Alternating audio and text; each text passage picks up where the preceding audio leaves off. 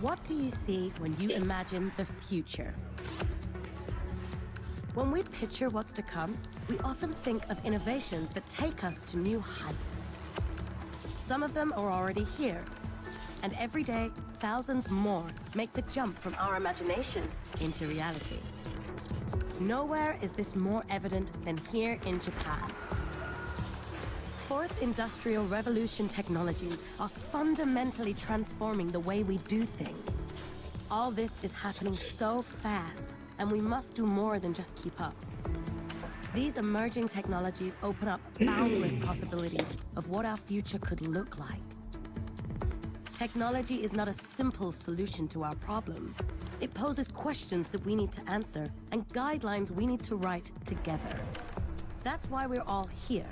A global event hosted by Japan that brings together the world's leading voices across disciplines and geographies. How technology will shape our tomorrow depends on the choices we make today. And that starts now.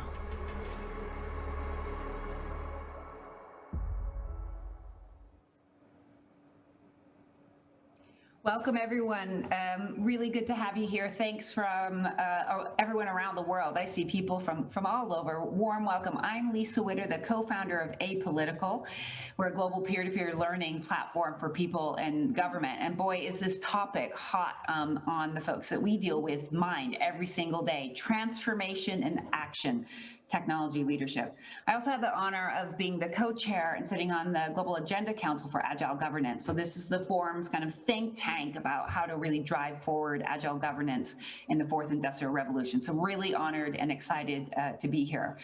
So we have two parts of this session today. The first part will be interviews and welcomes and a bit more formal, but still interactive and interesting. And the second one will be more Q&A and a bit more informal. And our objectives are to really better understand the role of leadership with Agile governance, to hear some best practices on what's working and what's not, particularly in leadership, is the topic, and inspire others to think about how leadership, your own personal leadership, your organizational leadership can drive forward in a more agile way, especially now when we need it the most. Just a quick note that Apolitical has partnered with the Global Agenda Council to do the Agile 50s Awards, which is Agile 50 Award was to recognize 50 revolutionary people really looking at government and making it more agile. So very excited to be honoring some of the winners of the Agile 50. You'll hear more about that. So with that, I'll turn it over to Borge Brande, the president of the World Economic Forum, for some remarks. Borge. Well, thank you so much, Lisa, and thank you for positioning it so well. Ministers, Excellencies, it's my great pleasure to open this session on agile governance. And I know the speakers are extremely knowledgeable about this topic. And there is no better time to address this important topic. During the first 2 months of COVID-19 pandemic, we know that the world leaped ahead 5 years in terms of digital uptake in 2 months. We are now firmly in the age of the fourth industrial revolution, when innovation is the engine of growth. The engine of growth has to come through innovation and thinking out of the box. But innovation cannot be limited to technology or to business. Government must also innovate too. And we saw a lot of innovation now. The post-pandemic period would also be very crucial for governments to continue this innovation. What we saw was that it was the multi-stakeholder way of coordination that was so crucial. It is a necessity moving forward also. The miraculous speed at which the vaccines have been developed is the result of partnerships between governments, research institutions, and pharmaceutical companies. Just imagine if we a year ago said that we would have several vaccines developed in less than a year that would be effective against COVID-19. The response would have been, oh, this usually takes 8 to 10 years. This could not have been done without this exceptional coordination and partnership. And if you look now also at all the stimulus that is out there, 12 trillion US dollars, we know that many countries will be indebted and the fiscal muscle is limited in the years to come. So the only way to secure digital transformation, the green transformation, is also to mobilize the private sector together with governments. And I think those governments that are also applying these technologies, the fourth industrial revolution, in an agile way, will also be the most effective and competitive governments, and we need that. So on that note, I really wish you the best for the panel. We know also with Minister Kono Taro's leadership in Japan, there has been a lot of positive results. So now I leave it to the panel. Welcome and good luck with this incredibly important panel on agile governance. Thank you, Borge. What a statistic, and we see that true in our work with governments. You said 5 years of innovation or digital transformation in 2 months. Just think about that. Innovation happens in constraints, and we are definitely seeing those constraints. So let me introduce you to our first two panelists. Minister Taro Kono, he can wave, is in charge of administrative reform and regulatory reform at the Cabinet Office of Japan. So a big and complex role. You're going to hear more about that. And Ms. Serena Shukri, Ms. Serena, she's the CEO of the Malaysia Digital Economy Corporation. And I wanted to start off by not going right to your jobs. I want to set the stage a little bit with who you are as people, because we're talking about leadership. And what got you to where you're at now are things in your past that really shaped you to become the leaders that you are today, to be agile leaders and to be recognized as those agile leaders. So I'll start with you, Minister Kono. What's something in your past or something that inspired you or really influenced you that has really helped you take this role as a technologist and leader in technology? Minister Kono. Yes, well, briefly, about 20 years ago, the professional soccer club, football club in my hometown went bankrupt. It used to be the Asia champion once, and it just simply went down financially, and the mayor asked me to take over. So I had to, do everything to get it revived. And now it came back to the top league, won the national title since. And so I had to do everything to revive the club, and I need to be connected to so many people. I need to do whatever available to the club. So that experience, it came so suddenly, and I had simply react to situation every day with the vision for long term. That gave me a lot of training, and it provided a good training field to be the leader in whatever crisis situation, I guess. Well, I love it. Sports as a training field for the real deal. Did you play soccer too, Minister Kono? Curious. Nope. I used to be a marathon runner. I never played soccer, but I just simply had to be the sort of a CEO or chairman.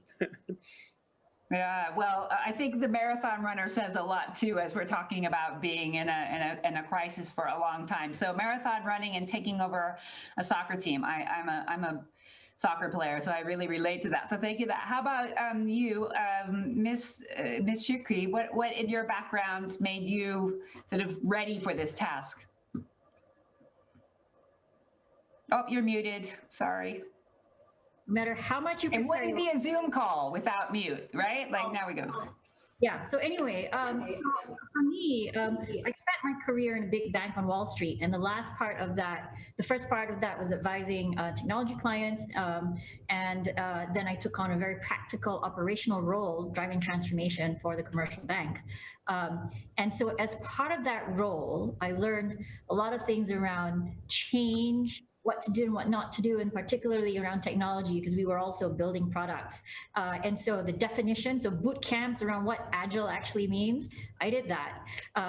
But the other thing, on a personal side, you know, people always talk about be comfortable with the uncomfortable, you got to disrupt yourself, et cetera, et cetera. So I actually decided to enroll myself in improv comedy theater. And that really got me comfortable with the uncomfortable. And it also taught me a lot of lessons around team and innovation, which is also a lot of fun. So I bring that to the job today. Fantastic. We hear from public servants around the world that they want more focus on skill and leadership development. We may have the right policy, you may have the right plan, but if you don't have the skills and the mindsets, you can't do the sort of transformation work that we need. Okay, now I want to go to a quantitative question. It's a quick one.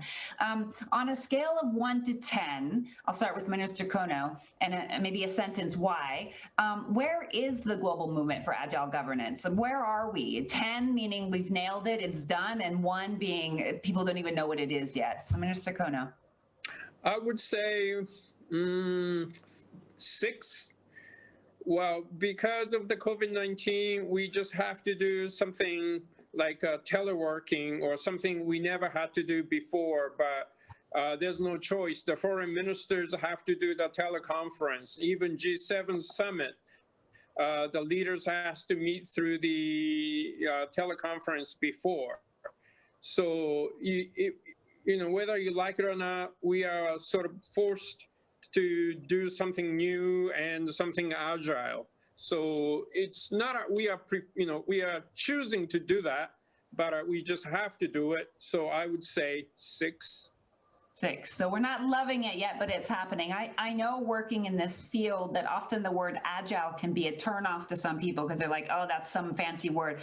We're just talking here about flexible, right? Being flexible and doing new things and being adaptive. So we don't have to be so focused on the actual word agile, but the mindset. How about you, Ms. Shikri? What do you think? 10 being we've nailed it, 1, nobody knows. So I'm actually a little bit more, I would say 4. Because from my standpoint, I think there's still quite a bit to do. On one side, you've got the adopters that are really moving, but we still have got quite a bit to do. Boards, governments, agencies. So changing of the mindset, changing of tools is easy, but changing of the mindset to continue to make sure that we remain agile. That's why I say we're still at a 4. So everyone in an improv class via Zoom in the next year. So I want to make this real for the people listening. Could you each give us an example of what agile governance has meant in your context this year? Minister Kono, I'll start with you. Can you give like a concrete example so we can get our heads around it? Okay, the Prime Minister Suga made me responsible for the vaccine rollout in Japan. In Japan, it's a job for municipality, not for the central government. And most of the doctors are privately practicing, and we cannot tell them what to do. We can simply ask. And every vaccine record was sort of recorded on the paper. So what I had to do so far is to set up a system to record the vaccination digitally.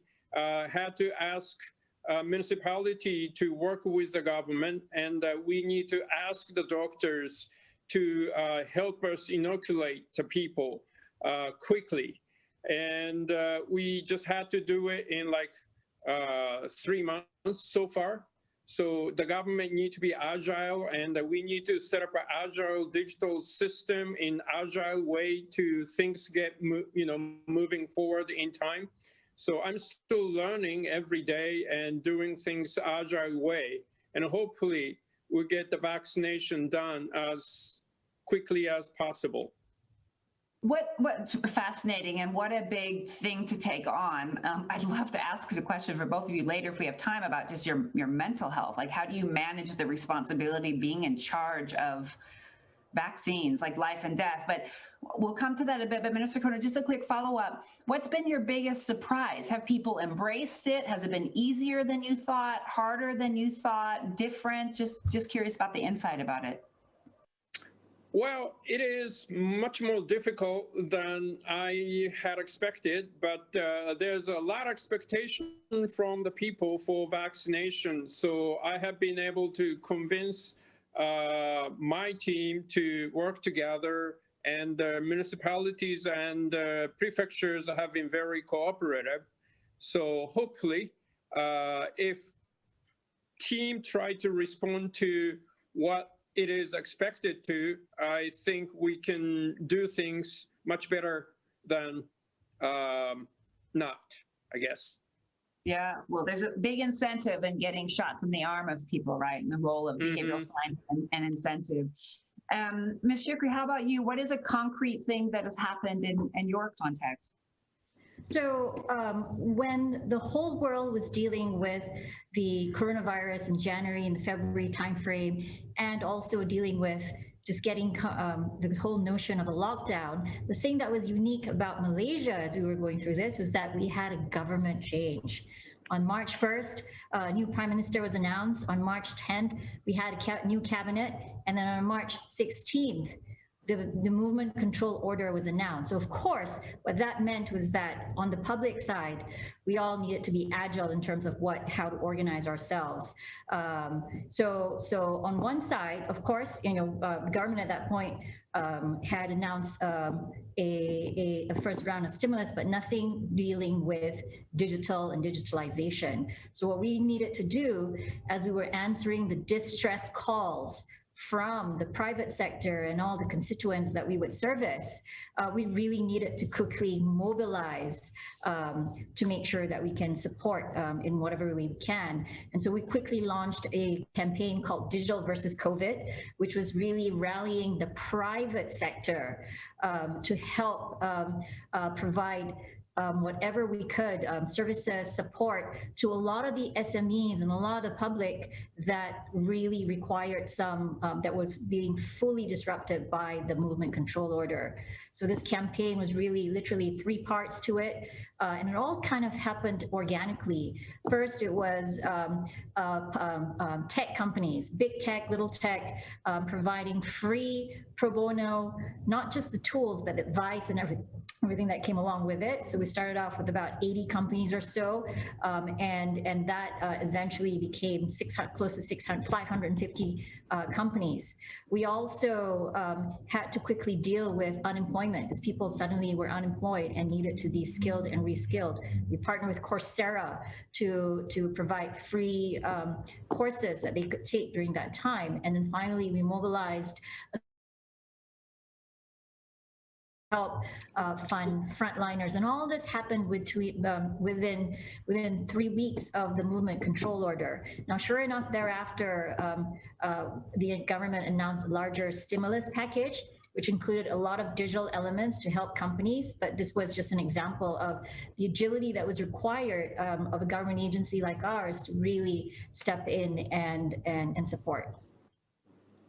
And can I just ask a follow-up question? 2 things about that. I mean, how much of that infrastructure was in place? The conversations between folks in government and business, and just reflect on your leadership. I mean, it sounds like you came from the private sector, you came in. How helpful was that? Or were people suspicious in government that you came from the private sector? How did that all work?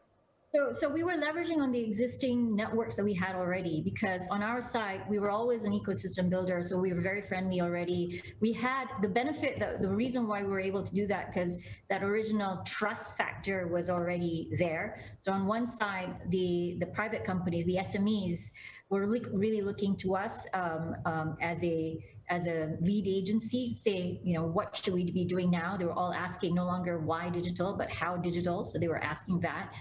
And then we also had the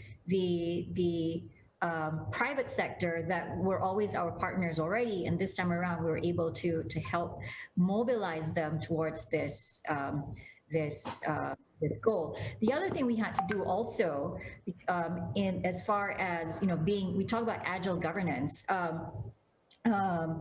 to organize the rest of the ministries and agencies towards digital development. And so today we have the permanent governance structure. So we've got the Digital Economy in 4-Hour Council that was launched by the Prime Minister in November, and our digital blueprint and whatnot that was launched 6 weeks ago.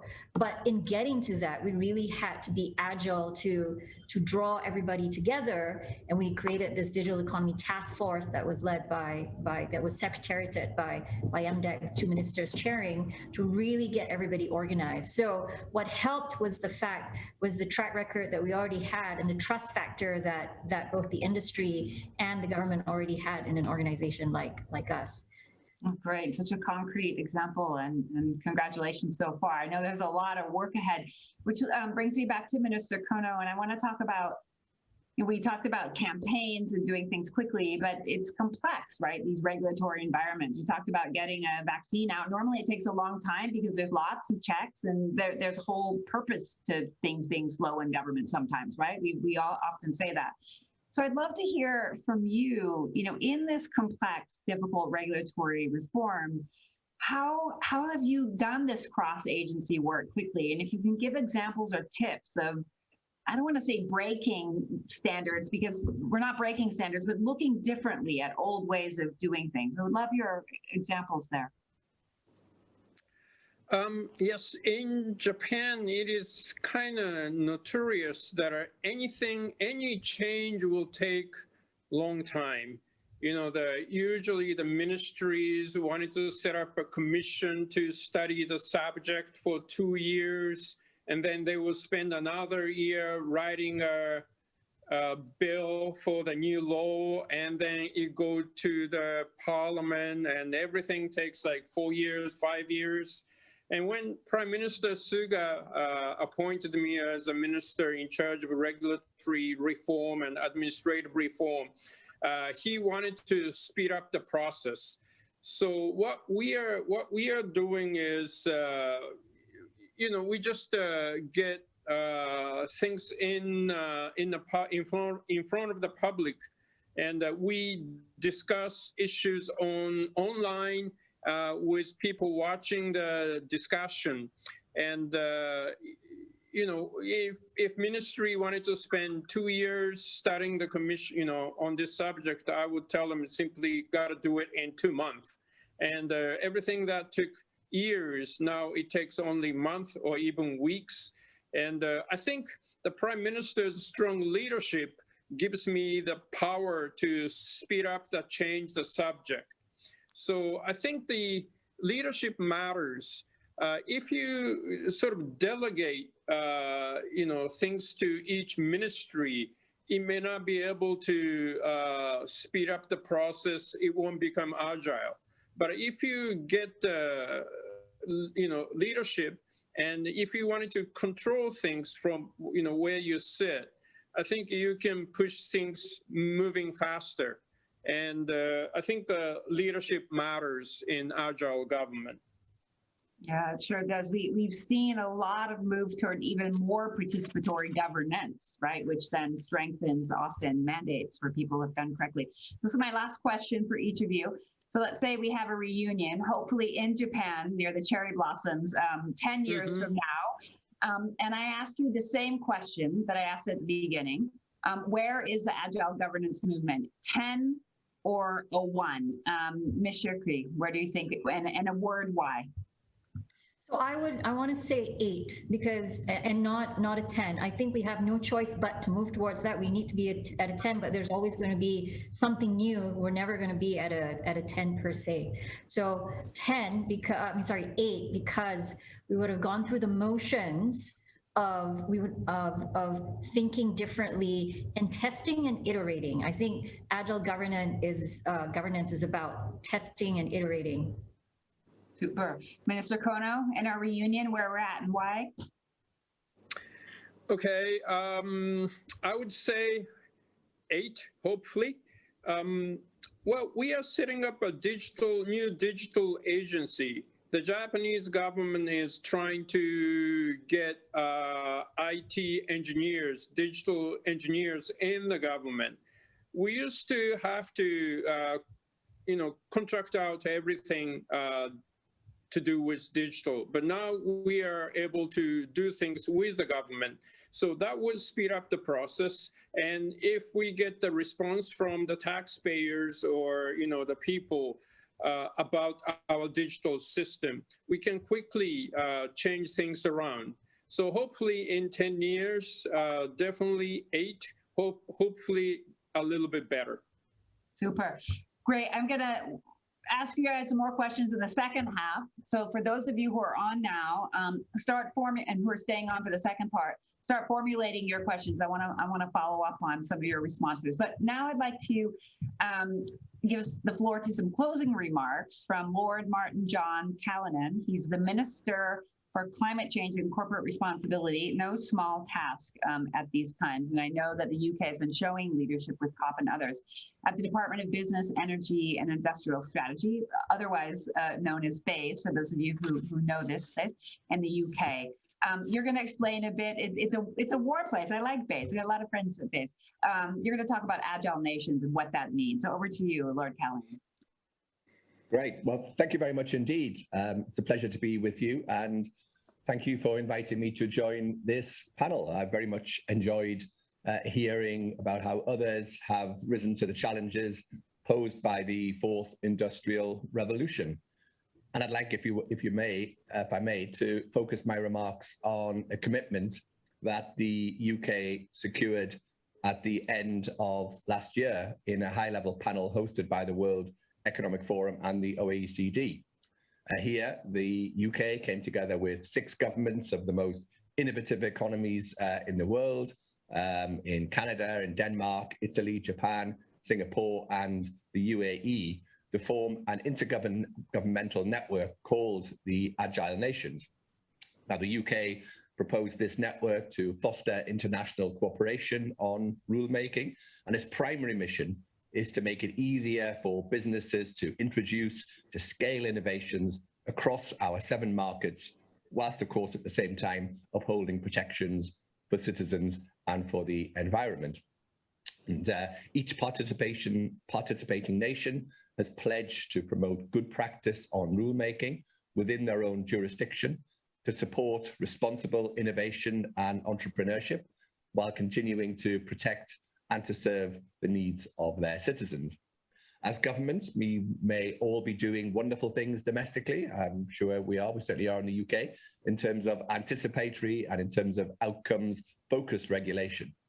For example, in the UK, we are investing in horizon scanning, where in regulatory sandboxes, in test beds, in one-stop shops, to engage with technological development and to better develop the rules. But our domestic reforms alone, of course, are not sufficient, given the global reach and the interconnectedness of many technologies. So the Agile Nations is intended to provide the opportunity for practical cooperation on the ground through, for example, sharing foresight on the opportunities and the risks of innovation, through exploring opportunities for cooperation on experimentation, such as joint sandboxes, identifying opportunities to develop interoperable rules relating to innovation by supporting innovative firms to navigate participating government rules as they look to introduce and to scale new ideas, and to coordinate the enforcement activities to manage cross-border risks from innovation. The Agile Nations is, in our view, an extremely exciting initiative, and I'm delighted that with the help of the World Economic Forum, we were able to land it. We're currently working up a set of projects that will give life to the network and deliver the tangible benefits that will facilitate innovation for the benefit of our societies and for all of our economies. Because it's only by working together, by sharing our insights, by testing new innovations, by co-developing new rules, that we are going to seize the potential of new technologies and at the same time to mitigate their risks. Thank you very much indeed, Lisa. Thank you. You set me up quite nicely, and thanks to the folks at BASE who have taken such a strong leadership role. I know Stephen Almond was on secondment to WEF to help pull that together. So it's a big thanks to his leadership and to the Japanese government for their leadership with the Global Technology Summit. So I want to just do some final, in this last minute, some final wrap up. So we heard about the partnership and the collaboration muscle really having to be flexed during this time. There was no choice, whether it was Minister Kono talking about from the national to the local, or Ms. Shikri talking about between businesses and the government. There's a new muscle, and the question is, how do you keep that muscle strong and not atrophying? That's a big one. We heard a move from the what and the why to the how. How do we do things practically? Like practically, how do we do things? And from that, we heard about structural changes that will move that from the 4 to the 8, right? Minister Kono talked about getting folks with digital skills within government, so there could be more digital knowledge inside. It's not all outsourced, which will create better relationships from the inside out. So there's lots to learn. It's more than just regulatory sandboxes. It's also skills, it's leadership, it's being marathon runners as well as soccer fixers, and using that improv and sort of putting yourself out there and doing new things and collaborating across border. So with that, I want to thank everyone who joined us for this first half. We're going to stay on for the Q&A and a bit more interactivity. So thanks for those who've joined, and all my fantastic panelists, just hold tight and we'll be back in 1 minute.